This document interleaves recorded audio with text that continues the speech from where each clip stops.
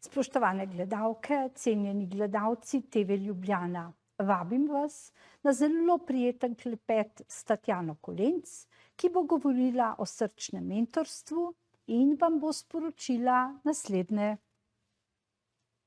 Ja, v svojem pogovoru bi vam želela sporočiti, kako pomembno je, da se vse življenje učimo, kako pomembno je, da svoje znanje predajamo drugim, kako pomembno je, da se povezujemo v različne skupnosti in vse to nam omogoča ravno mentorstvo. Bodimo odgovorni do sebe, lahko smo aktivni člani družbe na ta način. Jaz pravim, da prihodnost je v skupnostih, prihodnost je v kolektivni modrosti, ne pa v tem, da kopičimo svoje znanje in ga zadržujemo za sebe.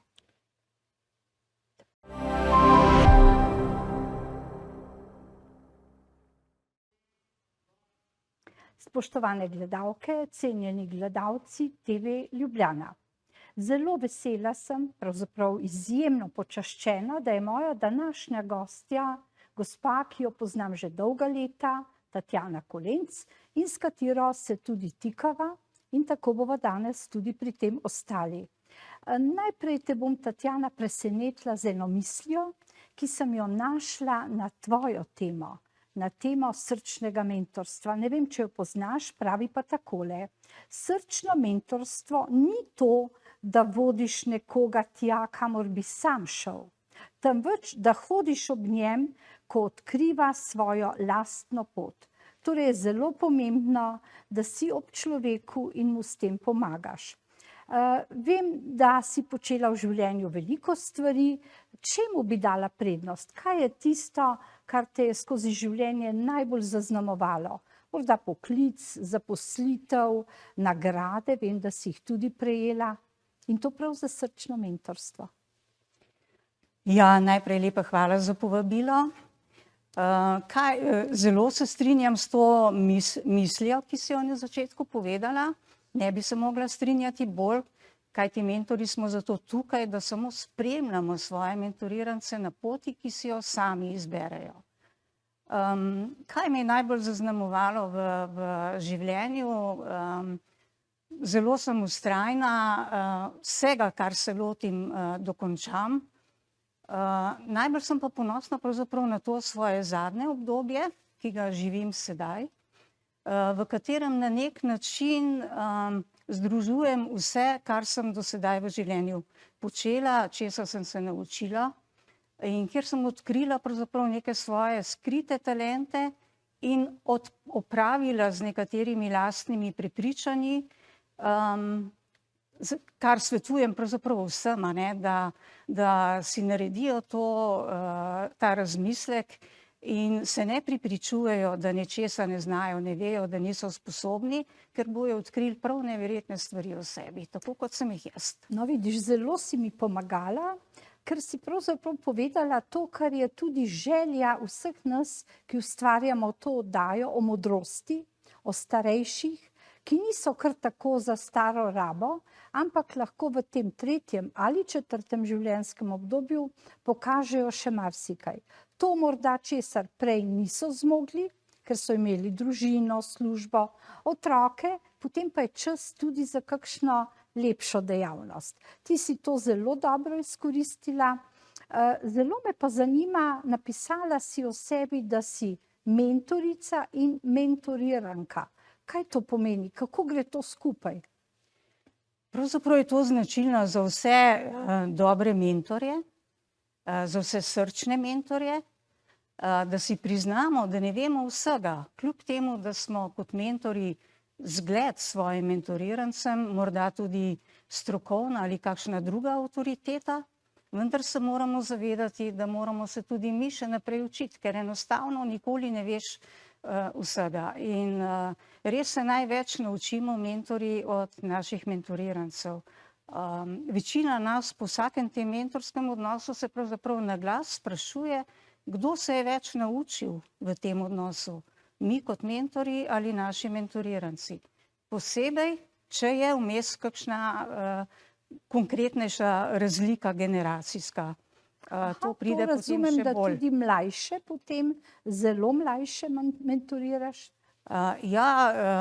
Mentoriram zelo mlajše, z različnimi dejavnostmi v življenju na različnih področjih delujejo, so visoko izobraženi, delujejo na področjih, kjer jaz nisem nikoli pravzaprav delovala ali se tudi konkretno s tem ukvarjala. In to je prav zanimivo, da sprejmeš tako mentoriranje, ker je vedno zadaj nek pritajen strah, kaj pa jaz lahko temu človeku dam, če njegovega področja delovanja niti dobro ne poznam. Kako pa izbereta temo, v čem bosta delala?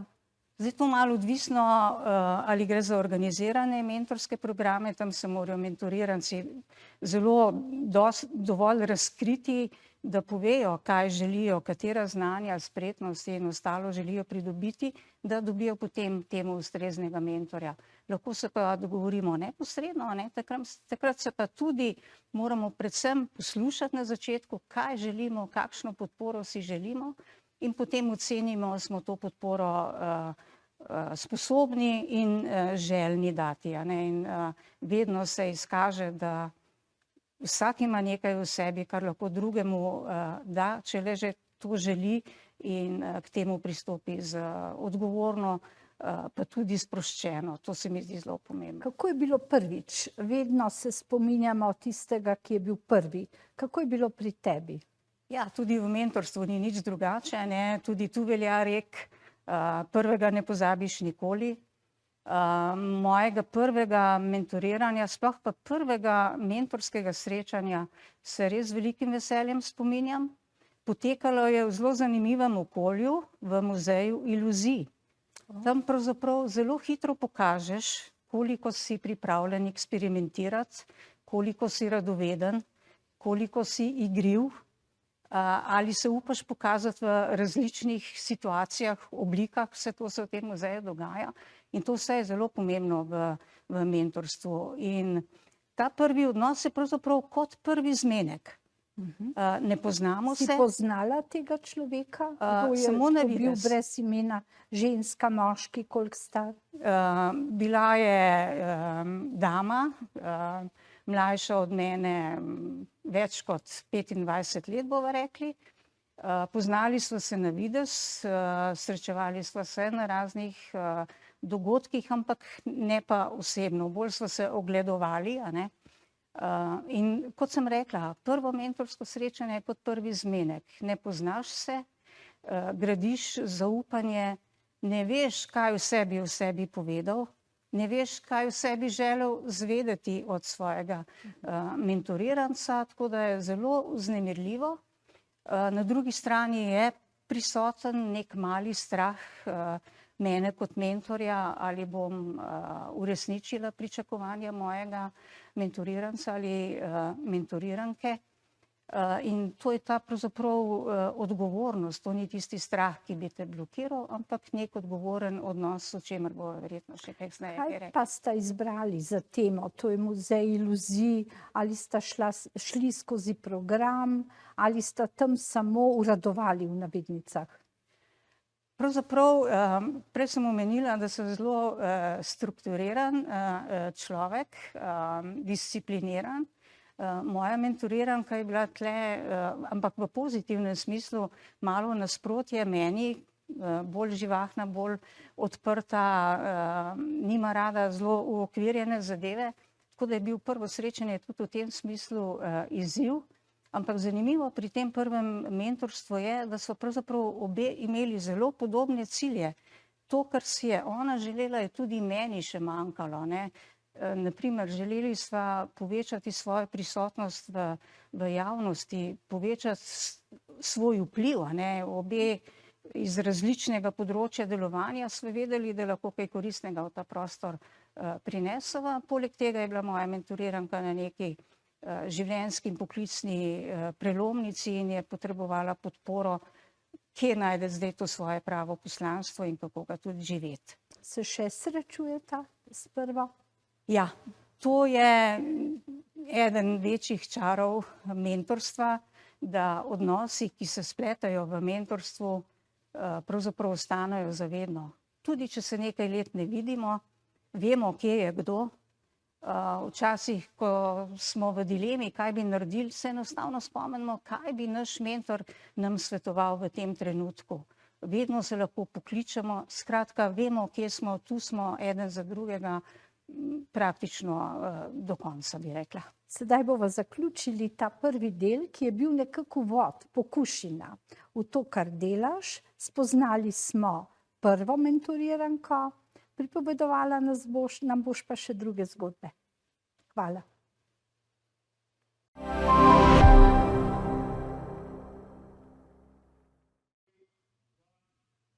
Cenjene gledalke in gledalci, govorim s Tatjano Kolenc, mentorico, mentoriranko, človekom, ki veliko ve o tem, kako daješ in kako sprejemaš znanje, in to ne glede na leta. Torej, najprejšnji pogovor sva končali pri prvi mentoriranki, mlajši od tebe, še se srečujeta. Kako je pa potem steklo naprej? Kje človek dobi? Ali ste združeni v kakšno društvo, imate kraj srečanja, koliko vas je? Pripoveduj malo na splošno o tem, kako potekajo taka srečanja. Ja, zdaj vsako srečanje, vsako mentorstvo je pravzaprav zgodba za sebe in to je tak varen prostor, v katerem sta samo mentor in mentoriranec ali pa več nas, če govorimo o skupinskem mentorstvu. Zdaj lahko se vključimo v organizirane mentorske programe, to je bila moja prva izkušnja.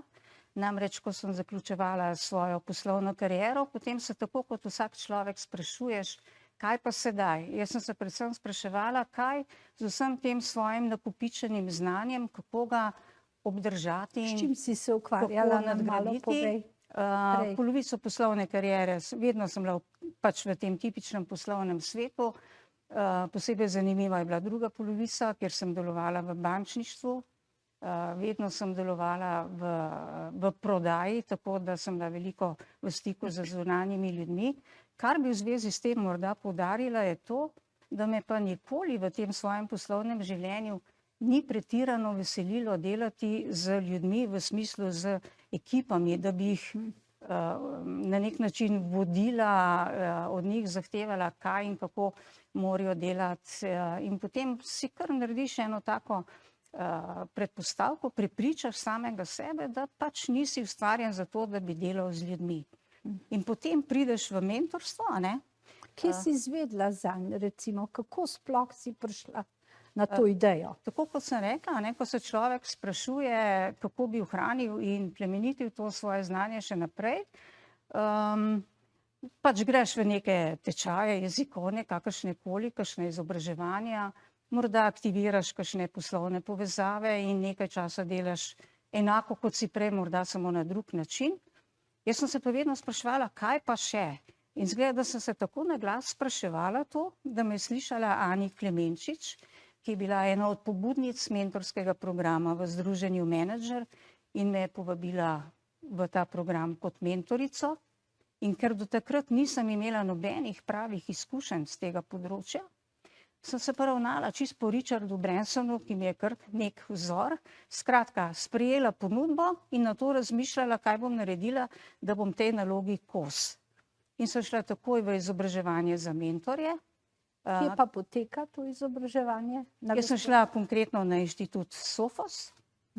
Je pa še seveda vrsta drugih možnosti.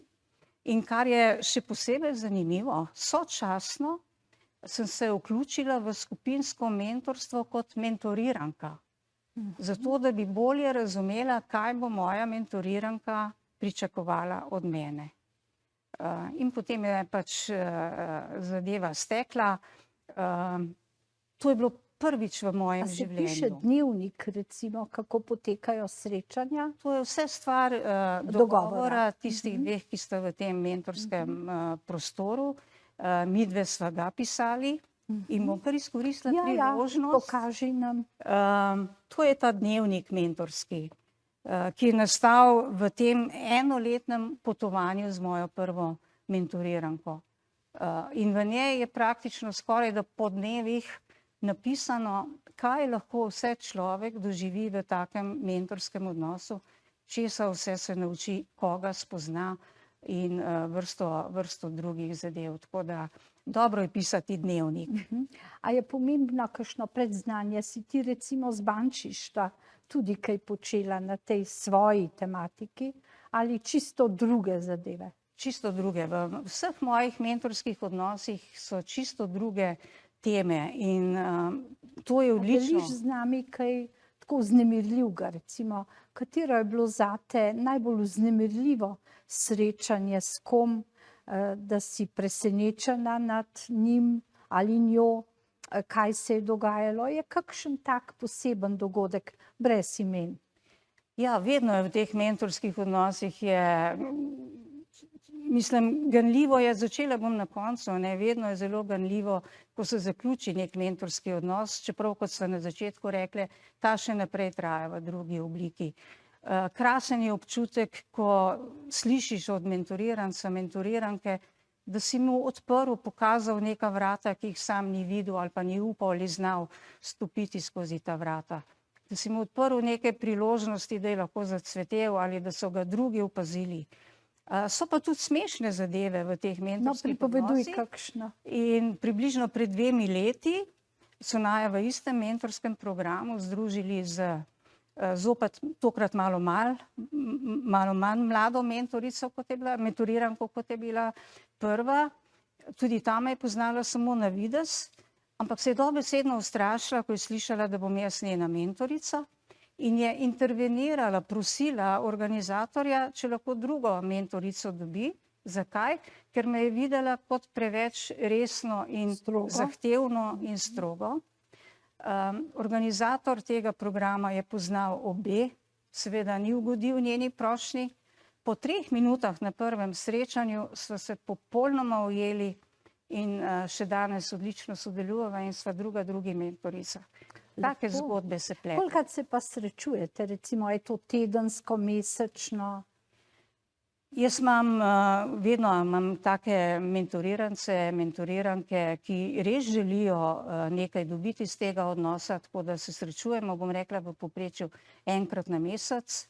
Jaz si res odmerim čas za to, kolikor ga potrebujejo. Kje se pa srečujete? To je pa druga zanimiva zadeva.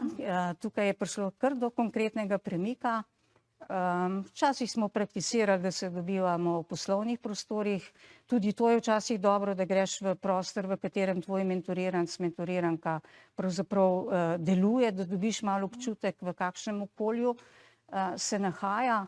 Zadnje leto ali pa 2 se pa skoraj da vsi srečujemo v naravi. Res, to je pa res zanimivo. Družimo se v naravi. Zakaj? Ker kot si na začetku to misel z nami delila, tam res hodimo drug ob drugem.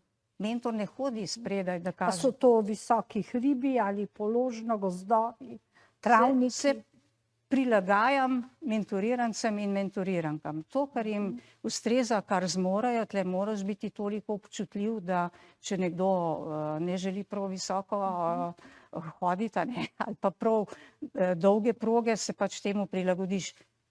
Ključno je, da gremo ven iz konvencionalnih prostorov. Zakaj? Ker se takrat drugače odpremo. Enostavno smo drugi ljudje, glava dela drugače. Več je idej, bolj smo sproščeni, več povemo o sebi, več sprašujemo. Tako da jaz imam zdaj 3 mentoriranke, ločeno. So 3. Ločeno, ja. In vse pravijo, da si enostavno ne predstavljajo, da bi mentorsko srečanje z menoj imele kje drugje kot zunaj v naravi. Lepo. Kje ste recimo bile v zadnjem času? Zelo priljubljena točka je Rožnik, iz vseh smeri Arboretum, Katarina, Ljubljanski grad. Niti ni to pomembna lokacija, ne. Pomembno je, da si zunaj, da si sproščen. Deluje to tudi izven Ljubljane ali je to samo v Ljubljani ali je več recimo po Sloveniji takih zbrancev in srčnih mentorjev in mentorirancev? Ja, bom to vprašanje navezala na to, da ko se ukvarjaš tako intenzivno z mentorstvom, seveda slišiš ljudi, kaj pogrešajo na tem področju. in ogromno je bilo vedno vprašanj, kje pa sploh lahko najdem mentorja, kje pa lahko jaz delujem kot mentor. In zaradi tega je pred 3 leti sva z mojo prvo mentoriranko kot soustanoviteljice ustanovili skupnost srčnega mentorstva, ki je bila lansko leto celo nagrajena Pri za Gospodarski inovacijo, zbornici, ja, lepo. kot družbena inovacija, kar jemljemo ne kot priznanje, da bi se hvalili, ampak kot nekaj, kot pač prepoznanje, da je to v naši družbi res potrebno. Ne? No, čestitam za nagrado. S tem bova zaključili drugi del in bova prišli v zadnji, kjer bova ljudem dali še kakšno zanimivo informacijo in jih povabili, da se vključijo, bodisi kot mentori ali mentoriranci. Kam naj se obrnejo? Skratka, nadaljujeva.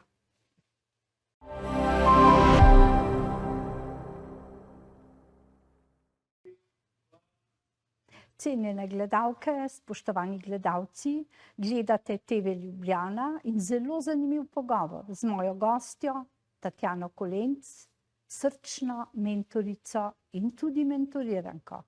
Veliko sva že povedali, Tatjana, vendar vsi razmišljamo, zakaj je dodana beseda srčno. A je to nekaj več od klasičnega mentorstva? Ja, bi rekla kar ja. Jaz sem sicer trdno prepričana, da vsak, ki sprejme vlogo mentorja, se tega loti zelo resno in odgovorno in bo naredil vse, da bo nudil tisto podporo, ki jo mentoriranec pričakuje. Rekla bom, korektno bo pristopil k zadevi. Srčni mentorji pa pristopimo k temu z iskreno željo drugim pomagati in jih podpreti. Pristopimo z miselnostjo dam, daš, ne obratno. Včasih smo govorili daj, dama, ne. Pripravljeni smo, tako kot sem že prej rekla, jim posvetiti toliko časa, kolikor ga potrebujejo in deliti z njimi vse, kar vemo in znamo, ne da bi karkoli pričakovali v zameno. In morda je pri srčnih mentorjih še malo bolj so poudarjene te ključne spretnosti, ki naj bi jih mentor imel, pa jih bom vse na kratko opisala. To je zagotovo empatija, kar pomeni, da si sposoben gledati z očmi drugega, poslušati z ušesi drugega in čutiti s srcem drugega. Veliko poslušanja tukaj. Veliko, ogromno poslušanja, predvsem na strani mentorja, ampak poslušanje v smislu, da se res slišimo, da slišimo tudi tisto, kar morda ni izgovorjeno, ne? Zdaj smo že tudi prišli do tega poslušanja, potem je tukaj sigurno postavljanje vprašanj. Sprašuje predvsem mentoriranec, da mentor sploh ve, kako in kje ga podpreti. So bolj zaprti ali odprti, odvisno introvertirani, ekstravertirani? Ja, in to sem ravno hotela dodati, ne, včasih mentoriranci posebej, če je mentor oseba, ki je na visokem položaju ali v neki firmi ali v družbi nasploh, imajo neko to strahospoštovanje in ne upajo spraševati, ne. Takrat mora pobudo prevzeti mentor in on nekaj časa sprašuje. Sicer so pa vprašanja mentorja omejena predvsem na to, kako ti lahko pomagam, kaj se želiš od mene še naučiti, kaj bi ti želel izvedeti od mene, te vrste vprašanj in potem ta mentorski odnos. In kot zadnja spretnost, bi rekla, je pa pripovedovanje zgodb. Dobri mentorji so odlični pripovedovalci zgodb, ker te se najbolj dotaknejo vsakega človeka. Kakšne so te zgodbe? Lahko kaj podeliš z nami na kratko? Kakšno zgodbo bi recimo nekomu povedala? A je odvisno od njega, od trenutka, od tebe? Zgodba mora pač biti v kontekstu tega, kar mentoriranca v tistem trenutku žuli, bom tako rekla, kakšen izziv ima v tistem trenutku, ne? In da ti ne daješ neposredno nasvetov, ker to ni naloga mentorja. Naredi tako in tako, pa bo v redu. Boljše je, da to zaviješ v zgodbo in poveš, jaz sem v podobni situaciji naredila tako in tako, končalo se je tako in tako, poskusi še ti. Morda bo delovalo. In to veliko bolj vsi vemo sami po sebi, ne, veliko bolje si zapomnimo zgodbe kot neko suhoparno predavanje, kaj podobnega. Zdaj, jaz se spomnim mentorjev, ko sem začela službo, ne, prideš recimo v službo, dobiš mentorja na vsakem področju, recimo, ker sem bila pripravnica na tožilstvu in sodišču. To je kratek čas, dati naloge, pregleda in te oceni. Zdaj, ta razlika srčno mentorstvo je drugačna, ne? Tam te zapusti, spominja se te še in tudi ti njega, še zdaj recimo reče, to je bila pa moja mentorica pred 20, 30 leti, 40 seveda. Kako je pa z vami? Z vami je malo drugače. Ja, to, kar si zdaj opisala, je še vedno potrebno, ne? To je pač uvajanje novih sodelavcev in ko ti prideš v novo delovno okolje, ni nujno, da si začetnik, lahko samo boš delal nekaj drugega, sigurno rabiš nekoga, ki te uvede, ne? In tudi jaz, tako kot ti, jaz se še danes spominjam svojega prvega mentorja v moji prvi zaposlitvi, ker me je naučil toliko, da sem po tej pripravniški dobi, kot smo temu takrat rekli, samostojno delala in v bistvu prevzela njegovo delo. Ni imel s tem težav, marsikdo bi jih imel, ne? Da te nekdo nadomesti, dobesedno. Tako, ljudje različni, nekateri pridejo, ker morajo priti, recimo opravijo pripravništvo, ampak že v njihovih očeh vidiš, da bodo minimalno vložili. Najbrž je razlika pri srčnem mentorirancu, da pride z velikimi pričakovanji in vsak želi napredovati, ne? Res je, to smo že prej poudarili in res je tako, tisti, ki se pri nas vključi v te procese, ravno pride s to željo in je temu primerno zavzet. Je pa vedno tudi na strani mentorja, da vzdržuje to motivacijo. Koliko je bilo teh oseb, si kdaj štela tvojih? Zdaj jih bom morala prešteti, zakaj? Ker želim še malo nadgraditi svoje mentorske spretnosti in bom šla v proces pridobivanja certifikata oziroma akreditacije na evropski ravni za mentorico. Tudi to obstaja. Ampak tako, kot sem poudarila, ne zaradi tega, da bom dobila to črno na belem, da sem usposobljena mentorica, ampak me zanima celoten proces, ker bom sama sebe pravzaprav morala kar dosti spraševati, kako delujem v teh mentorskih odnosih, ali je to v redu, ali dajem dovolj od sebe. Kakšen vprašalnik zastavlja ljudem svojim, da boš dobila njihove mnenja? Ja, seveda moram to dobiti, to je del procesa. Je pa tako, ne, en pomemben dejavnik teh mentorskih odnosov je stalna povratna informacija, ne. In zmotno nekateri mislijo, da morajo samo mentorji dajati to povratno informacijo, da pač mentoriranci vedo, kaj delajo dobro, kje bi se bilo dobro izboljšati, kako hitro se približujejo svojim ciljem. Ampak pravi mentorji, srčni mentorji, nenehno iščemo povratno informacijo tudi od svojih mentorirancev, da vemo, ali jim dajemo tisto, kar od nas pričakujejo in na tak način, ki jim ustreza, ne? Vsak človek je drugačen, ne? In se je treba res prilagoditi. Zdaj, da naju čas ne bo prehitel, imava še par minutk. Komu bi priporočila oziroma kaj bi našim gledalkam in gledalcem rekla? Kdo, kam naj se obrne? Ali bi bil mentoriranec ali mentor? Kakšne mora imeti sposobnosti? Kdo je tisti, ki nas gleda in bi tebe ali koga drugega potreboval in kje te najde? Ja, kot sem rekla, že tekom najinega pogovora, vsak od nas ima nekaj, kar lahko da drugemu, s čimer lahko drugim pomaga, da bojo pač hitreje prišli do svojih ciljev, da bojo bolje živeli tako poslovno ali zasebno. Jaz seveda svetujem res iskreno iz srca, da vsi postanemo mentorji, tisti, ki še nismo, da pa ostanemo tudi v vlogi mentorirancev, pomeni, da se sami učimo, ne. Veliko je tega strahu, ki sem ga omenila, da mogoče ne bom dober mentor. Samo spomnimo se, kakšnega mentorja bi si želeli za sebe, a ne? In potem že skoraj ne moramo narediti nič narobe, a ne? Torej je čas tudi v 3. in 4. življenjskem obdobju, pa priložnost, da svoje znanje ponudimo, da smo še koristni. Ti imaš s seboj še eno knjigo, nam morda lahko kaj še o tej poveš pred koncem? Tisti pa, ki morda ga vseeno skrbi, ali bo dober mentor ali ne. Imamo v tej naši skupnosti tudi lastna gradiva. Eno od teh gradiv je tudi ta knjiga. To je v bistvu prvi slovenski mentorski vodnik. Tako da poleg tega, da pomislimo, kakšnega mentorja bi se želeli za sebe, a ne, je dobro, da mogoče tudi kaj polistamo, se malo pri drugih mentorjih pozanimamo in tudi to je priložnost v taki skupnosti, kot je naša, kjer si delimo pač te svoje izkušnje in drug drugemu pomagamo, da smo vsak dan boljši mentorji. Draga Tatjana, prepričana sem, da sva bili predvsem ti tako zanimivi, da bo koga pritegnilo. Bodi si knjiga, bodi si, da bo razmišljal, da je še kako koristen, postal bo mentor ali pa bo mentoriranec in bo poiskal dobrega mentorja.